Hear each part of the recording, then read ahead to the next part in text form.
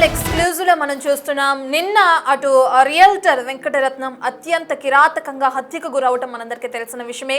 ఇప్పుడు ఈ కేసులో కొత్త కోణాలు తెరపైకి వస్తున్నాయి. వెంకటరత్నంని నిన్న గుర్తు తెలియని వ్యక్తులు తన స్కూటీని వెంబడించి మరి అత్యంత కిరాతకంగా హత్య చేశారు.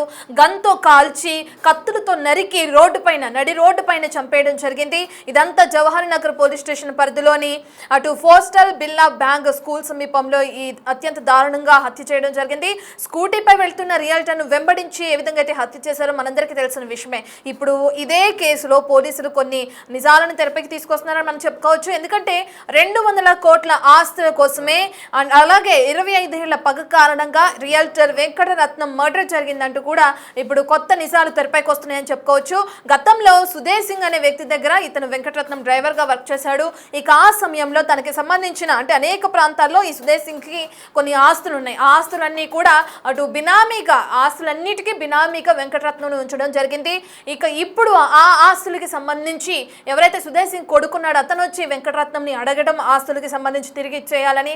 అయితే ఇవ్వడం కుదరదు, నీ తండ్రికి జరిగినట్లే నీకు కూడా చేస్తాము అని చెప్పి వెంకటరత్నం తనని బెదిరించడం. ఇక దానికి కారణంగా సుదేశ్ సింగ్ కొడుకు ఎవరైతే ఉన్నారో అతను ఇతని పైన పగ పెంచుకుని అలాగే ఆస్తుల కారణంగా ఇతని అత్యంతగా కిరాతకంగా ప్లాన్ చేసి మరి నడి రోడ్డు పైనే ఏ విధంగా అయితే చంపేశారో మనం దానికి సంబంధించిన విజువల్స్ కూడా స్క్రీన్ పైన చూస్తున్నాం.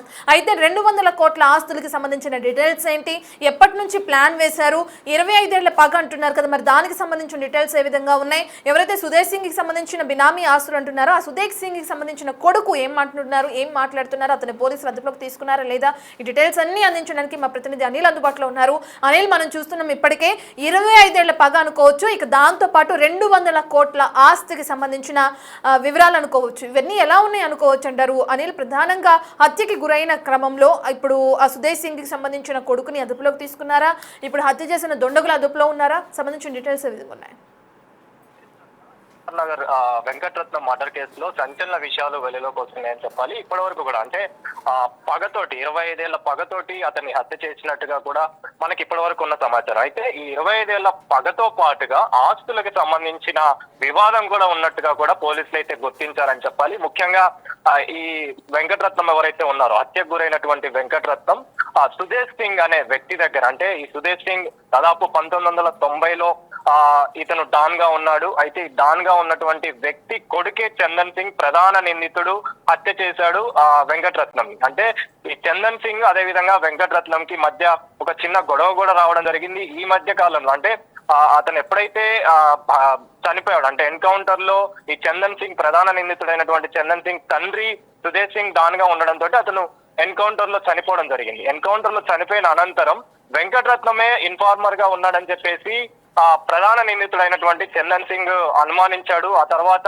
దానికి సంబంధించిన రెక్కీ కూడా చేశాడు. రెక్కీ చేసిన అనంతరం ఆస్తులు అనేవి అతని దగ్గర వెంకటరత్నం దగ్గర ఉన్నాయని చెప్పేసి అతన్ని బినామీగా పెట్టుకొని సుదేశ్ సింగ్ ఎవరైతే ఎన్కౌంటర్ లో చనిపోయాడో సుదేశ్ సింగ్ ఈ బినామీగా ఇతను వెంకటరత్నం ఉండడంతో వెంకటరత్నం దగ్గర దాదాపు 200 కోట్ల విలువ చేసే ప్రాపర్టీలు ఉన్నాయని చెప్పేసి ఆ ప్రాపర్టీకి సంబంధించిన వివరాలు కావచ్చు, ఆస్తులు కావచ్చు తీసుకోవాలన్న ఉద్దేశంతో 2 నెలల క్రితం ఇటు చందన్ సింగ్ అదే విధంగా ప్రధాన నిందితుడు ఎవరైతే చందన్ సింగ్ ఉన్నారో అతను అదే విధంగా వెంకటరత్నం వీళ్ళిద్దరు కూడా కలవడం జరిగింది.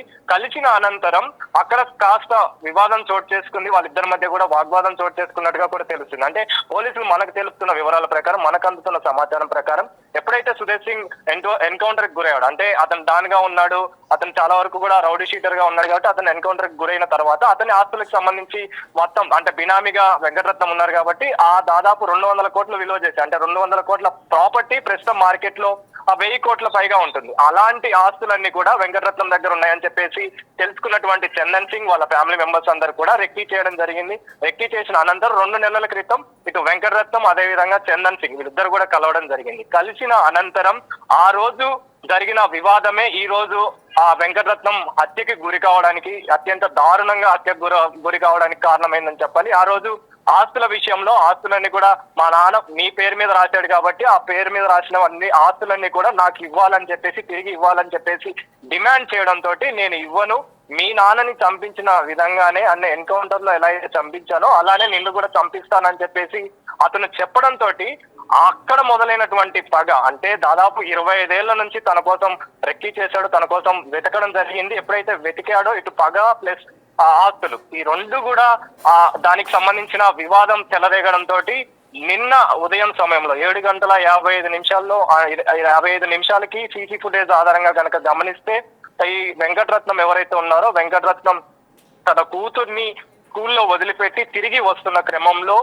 మొదటిగానే స్కూటీ పైన వచ్చి రెక్కి చేసినటువంటి ఇద్దరు, అదే విధంగా నలుగురు ఆటోలో రావడం, రెక్కి చేసినటువంటి ఆ ఇద్దరు కూడా మెల్లగా సిగ్నల్ ఇవ్వడంతో ఆటో వెంటనే రావడం జరిగింది. రాంగ్ రూట్ లో ఆటో వచ్చి అతన్ని గుద్దడం జరిగింది. గుద్దిన అనంతరం అతను అక్కడికక్కడే పడిపోవడం, ఆ తర్వాత వెంటనే అతని పైన మూకముడిగా కత్తులతోటి వేట కొడవలతోటి అదే విధంగా గన్ తోటి కాల్పులు జరపడం, దాడి చేయడం కూడా జరిగింది. వెంటనే అక్కడే స్పాట్ లోనే అతను చనిపోవడం జరిగింది. అయితే ఇదంతా కూడా సీసీ ఫుటేజ్ లో రికార్డ్ అయింది. ఆ తర్వాత దీనికి సంబంధించి ఎస్ అనిల్, మీరు చెప్తున్నట్లుగానే ఆ సీసీటీవీలో ఫుటేజ్ లో రికార్డ్ అయింది. ఏ విధంగా హత్యకి పాల్పడ్డారో, ఏ విధంగా అతన్ని వెంబడించి రెక్కి నిర్వహించి ప్లాన్ ప్రకారం హత్య చేశారు, అంతా రికార్డ్ అయింది. అదంతా ఇప్పటికే పోలీసులు అదుపులో ఉన్నట్లుగా కూడా చూస్తున్నాం. రికార్డింగ్ కానీ లేదంటే అక్కడున్న ఏదైతే క్లూస్ ఉన్నాయో వాటన్నింటి కూడా పోలీసులు సేకరించారు. అయితే దర్యాప్తు ఎక్కడి వరకు వచ్చింది అనుకోవచ్చు?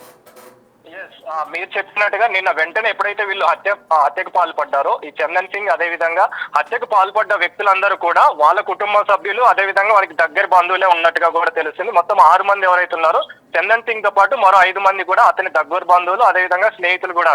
అయితే వెంటనే వాళ్ళు అక్కడే దాడికి పాల్పడ్డారు, హత్యకు పాల్పడ్డ వెంటనే సాయి నాయక్ గంజ్ అని చెప్పేసి అక్కడ పోలీస్ స్టేషన్ లో వీళ్ళు లొంగిపోవడం జరిగింది. అంటే వీళ్ళందరూ కూడా జుమెరాత్ బజార్ లో నివాసం ఉంటుంటారు కాబట్టి అక్కడే ధూల్పేట్ కావచ్చు, అదే విధంగా మంగళాట్ కావచ్చు, ఈ ప్రాంతాలన్నింటిలో కూడా వాళ్ళ నాన్న ఈ భూదందాలు కావచ్చు, సెటిల్మెంట్లు కావచ్చు చేసేవాడు. సో కాబట్టి అక్కడే లొంగిపోవడం జరిగింది. లొంగిపోయిన అనంతరం వాళ్ళ 6గురిని కూడా ప్రెజెంట్ మళ్ళీ జవహర్ నగర్ పోలీస్ స్టేషన్ కి అయితే అప్పగించడం జరిగింది. పోలీసులు తెలుపుతున్న వివరాల ప్రకారం దర్యాప్తులో భాగంగా ఈ విషయాలన్నీ కూడా వెలుగులోకి వచ్చిన పరిస్థితి మనకు కనిపిస్తుంది. కాబట్టి పాత పగ అంటే 25 ఏళ్ల పగ అదే విధంగా ఆస్తులకు సంబంధించిన వ్యవహారంలోనే ఈ హత్యకి పాల్పడ్డట్టుకైతే నిర్ధారణ అయింది. ఈ నిర్ధారణలో భాగంగా ప్రెసెంట్ అయితే వాళ్ళకి సంబంధించి ప్రెస్ మీట్ కూడా పెట్టే అవకాశం ఉంది. ప్రెస్ మీట్ పెట్టిన అనంతరం దానికి సంబంధించిన పూర్తి వివరాలు కూడా తెలిపే అవకాశం అయితే కనిపిస్తుంది. ముఖ్యంగా ఈ హత్యకి పాల్పడడానికి వెంకటరత్నం అనే వ్యక్తి మొదటిగా ఇన్ఫార్మర్ గా మారడం, అంటే ఈ 200 కోట్ల ఆస్తికి సంబంధించి వెంకటరత్నం ముందుగానే దానికి సంబంధించిన ప్రకారం అంటే ప్రణాళిక రూపొందించుకున్నాడు. ఎప్పుడైతే సుదేశ్ సింగ్ దగ్గర అంటే ఈ సుదేశ్ సింగ్ దాదాపు 1990లో ఇతను డాన్ గా ఉన్నాడు. మంగళహాట్ కి సంబంధించి కావచ్చు, జుమెరాత్ బజార్ కావచ్చు, ధూల్పేటకి సంబంధించి కావచ్చు, ఆ ఏరియాలలో ఇతను భూదందాలు, గంజాయి అదే విధంగా గుడుంబ ఇవన్నీ సెటిల్మెంట్ ఇవన్నీ కూడా చేసేవాడు. చేస్తున్న క్రమంలోనే వెంకటరత్నం అనే వ్యక్తి అతని దగ్గర డ్రైవర్ గా పనిచేశాడు. డ్రైవర్ గా పనిచేస్తున్న క్రమంలోనే అతనికి ఆస్తులు కూడా రాయడం జరిగింది. అయితే ఎప్పుడైతే ఈ సుదేశ్ సింగ్ సంబంధించి ఇతను చేస్తున్న పనులన్నీ కూడా అంటే ఇతను చేస్తున్న భూదందాలు కావచ్చు ఇవన్నీ కూడా పోలీసులు నిఘా పెంచడం జరిగింది. అతని కోసం ప్రత్యేకంగా బృందాలను ఏర్పాటు చేసి కరెక్ట్ గా 2000 సంవత్సరంలో ఇతను వెంకటరత్నం ఇన్ఫార్మర్ గా మారి ఇన్ఫర్మేషన్ ఇచ్చాడన్న ఒక అనుమానంతో ఇచ్చిన తర్వాత ఈ ఆస్తుల్ని కూడా తన పేరు మీద రాపించుకోవాలని చెప్పేసి అంటే ఆల్రెడీ రాపించుకున్నాడు కాబట్టి ఇతన్ని చంపేసే ఆస్తులన్నీ కూడా నాకు ఉంటాయని చెప్పేసి ఆలోచనతో ఈ విధంగా వ్యవహరించాడని చెప్పేసి మరొక కోణం అయితే వినిపిస్తుంది. కాబట్టి మొత్తానికైతే ఈ ఆస్తుల గొడవ కావచ్చు, పగ కావచ్చు, దాదాపు 25 ఏళ్ల తర్వాత అతన్ని చంపడం జరిగింది. ఆస్తుల గొడవ, ఆస్తుల తగాద కారణంగా ఇంత దారుణంగా అయితే అతను హత్యకు గురైన పరిస్థితి మనకు కనిపిస్తుంది. Ratna right, thank you Anil. Yes, మనం చూస్తున్నాం 25 ఏళ్ల పగ, 200 కోట్ల రూపాయల ఆస్తి. దీని కారణంగా ఒక నిండు ప్రాణం బలైపోయిందని చెప్పుకోవచ్చు. అయితే ఏదైతే ఇంతకు ముందు మనం చెప్పుకున్నట్లుగానే సుదేశ్ సింగ్ అనే డాన్ దగ్గర డ్రైవర్గా పనిచేస్తున్నారు వెంకటరత్నం. ఒకప్పుడు అతను భూదందాలు అలాగే సెటిల్మెంట్లు చేసేవారు సుదేశ్ సింగ్. ఇకప్పుడు డ్రైవర్గా ఉన్న వెంకటరత్నాన్ని నమ్మి తన మీద బినామీ ఆస్తులన్నింటిని కూడా రాయడం జరిగింది. ఇకప్పుడు పోలీసుల ఎన్కౌంటర్లు అని చెప్పుకోవచ్చు. పోలీసుల అదుపులో సుదేశ్ సింగ్ మరణించారు. దాని తర్వాత సుదేశ్ సింగ్ కొడుకు ఎవరైతే ఉన్నారో చందన్ సింగ్, అతను వెళ్లి వెంకటరత్నాన్ని తన తండ్రి రాసిన ఆస్తులన్నింటినీ కూడా తిరిగి ఇచ్చేయాలని కోరటం జరిగింది. అయితే తన కొడుకు చందన్ సింగ్ ను కూడా బెదిరించాడు వెంకటరత్నం. నీ తండ్రిలాగే నిన్ను కూడా చంపేయాలా అంటూ కూడా బెదిరింపులకు పాల్పడడం జరిగింది. ఇక ఇది మనసులో పెట్టుకున్న చందన్ సింగ్ ఒక ముఠాను ఏర్పరచుకుని తన దగ్గర బంధువులందరినీ కూడా గ్యాదర్ చేసి ఈ విధంగా ప్లాన్ చేసి రెక్కి నిర్వహించి స్కూటీ పైన వెళ్తున్న వెంకటరత్నాన్ని అత్యంత దారుణంగా హత్య చేయడం జరిగింది. దీనికి సంబంధించిన నిందితులందరూ కూడా పోలీసుల అదుపులో ఉన్నారు. ఇప్పటికే మనం చూస్తున్నాం. దానికి సంబంధించిన సీసీటీవీ ఫుటేజ్ కూడా మనకి స్క్రీన్ లో ప్లే అవుతుంది. ఇక దీని ప్రకారం చూసుకుంటే ఇప్పటికే పోలీసుల అదుపులో ఉన్న నిందితుల దగ్గర నుంచి ఎటువంటి సమాచారం రాబట్టే అవకాశం ఉంది. ఏ విధంగా రెక్కి నిర్వహించారు ఏంటి అనే డీటెయిల్స్ కూడా పోలీసులు తెలుసుకునే అవకాశం కనిపిస్తుంది.